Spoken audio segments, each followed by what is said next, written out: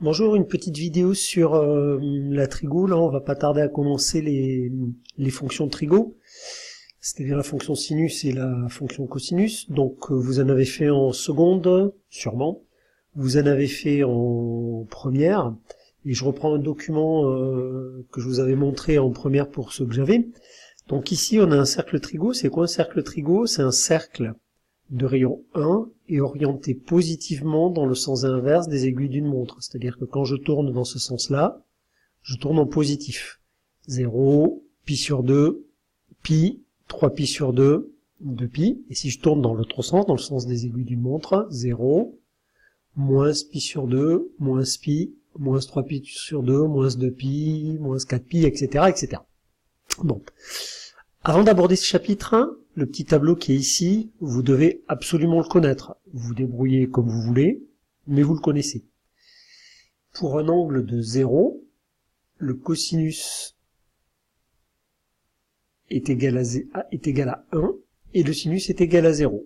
Pour un angle de pi sur 2, ou 90 degrés, on travaille en radian en terminale, le sinus est égal à 1 et le cosinus est égal à 0. Je vous rappelle, le sinus, c'est la valeur de la projection orthogonale du point A sur l'axe des abscisses. Par exemple, ici, 0,76, ça correspond à l'abscisse du point A. Et le 0,65 correspond à l'ordonnée du point A. Alors, par rapport à ça, ce que je vais vous demander de retenir, qui fait partie du cours de première, mais on ne sait jamais, peut-être que vous avez oublié, le cosinus est positif entre moins pi sur 2 et pi sur 2. Ok, la projection est bien positive. Et le sinus, lui, est positif pour des angles compris entre 0 et pi. Ok, je travaille là sur l'intervalle, le fameux moins pi plus pi. Voilà, donc ces valeurs, il faut absolument les connaître. Ce qui va m'intéresser maintenant, c'est que, connaissant celle-là, vous soyez capable de trouver les autres. Alors, pour les études de la fonction, des fonctions trigo, sinus et cosinus, ça va être utile, mais sans doute pas rédhibitoire. Par contre, quand on va attaquer le très célèbre et très attendu chapitre sur les nombres complexes, vous allez être dans la panade intégrale, pour pas dire que vous aurez le cul dans les ronces, dès qu'il va falloir connaître ces valeurs-là. Alors, je vous montre tout ça et comment on peut les retrouver. Voilà. Alors ici, on a un autre cercle trigo, où les valeurs qui étaient données, de pi sur 6, pi sur 4, pi sur 3, pi sur 2, mais j'ai également 2 pi sur 3, 3 pi sur 4, 5 pi sur 6, pi, 7 pi sur 6, etc. La base, c'est de connaître les valeurs du cosinus et du sinus pour 0, pi sur 6, pi sur 4, pi sur 3, pi sur 2. Je vérifie que tu les connais bien. Le cosinus de 0 est égal à 1, le cosinus de pi sur 6 est égal à racine de 3 sur 2, le cosinus de pi sur 4 est égal à racine de 2 sur 2, le cosinus de pi sur 3 est égal à 1,5, et le cosinus de pi sur 2 est égal à 0. Ok, pour le sinus, je pars de 0, 1,5, racine de 2 sur 2, racine de 3 sur 2, et 1. Maintenant, voilà comment on va pouvoir faire. Je prends par exemple 2 pi sur 3, je m'intéresse au cosinus et au sinus. En fait, les valeurs du cosinus et du sinus de pi sur 3 vont être les mêmes au signe près que celles de sinus pi sur 3 et cosinus pi sur 3. Ici, le sinus est le même, on voit bien que l'ordonnée est la même pour les deux points, donc le sinus de 2 pi sur 3, ça va être racine de 3 sur 2. Par contre, le cosinus, lorsque je projette ici, il est opposé à celui de pi sur 3, et donc le cosinus ici est égal à moins 1,5.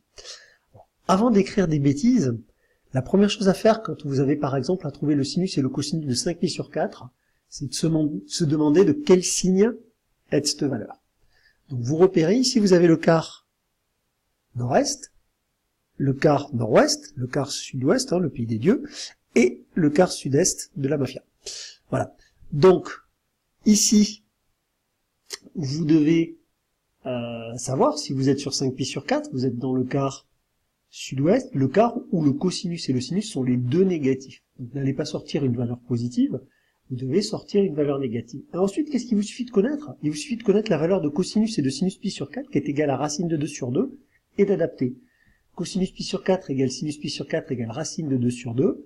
Donc, cosinus 5 pi sur 4 va être égal à moins racine de 2 sur 2, et sinus 5pi sur 4 est égal à moins racine de 2 sur 2. Je prends ici 11pi sur 6. 11pi sur 6, comment ça marche? Donc je vais me rapprocher des valeurs de sinus et de cosinus pi sur 6. Le sinus de 11pi sur 6, c'est le même que celui de pi sur 6, donc ça va être racine de 3 sur 2, et le sinus, il va être opposé, il va être égal à moins 1,5. Donc voilà, si vous avez bien compris ces petits exemples-là, si vous ne connaissez pas les valeurs de base, qui sont ici, ben, vous êtes foutus. Voilà. Donc, à vous de les apprendre, et ensuite de les adapter. Ça me semble pas trop compliqué.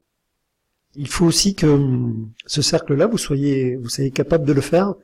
Également, lorsqu'on travaillera avec des valeurs positives, hein, qu'est-ce qui correspond sur le cercle en négatif à 11pi sur 6, si je tourne dans l'autre sens, c'est moins pi sur 6. Ici, j'ai moins pi sur 4, moins pi sur 3, moins pi sur 2, moins 2pi sur 3, moins 3pi sur 4, moins 5pi sur 6, etc., etc.